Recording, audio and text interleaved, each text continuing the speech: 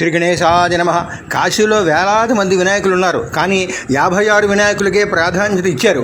మీరు నేను చెప్పే మాటలు విని రెండవసారి సౌండ్ తగ్గించి భక్తిగా 1000 కళ్ళతో చూసి ఆనందించండి. 56 గణపతులను చూడాలంటే 2 రోజులు పడుతుంది కాశీలో. మీరు గణపతి నవరాత్రుల్లో ఇంట్లో కూర్చుని ఒక్క నిమిషంలో 56 గణపతులను చూస్తున్నారంటే మీ పూర్వజన్మ ఫలం.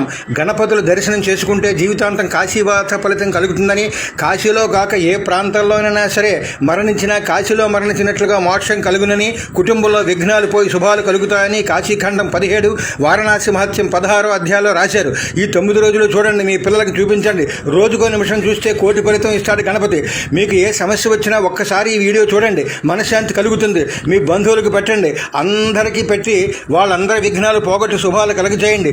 మహాగణపతులు చూడాలంటే కాశీలో మీరు ఎంతో పుణ్యం చేసి ఉండాలి. అందుకు నేను పెడుతున్నాను.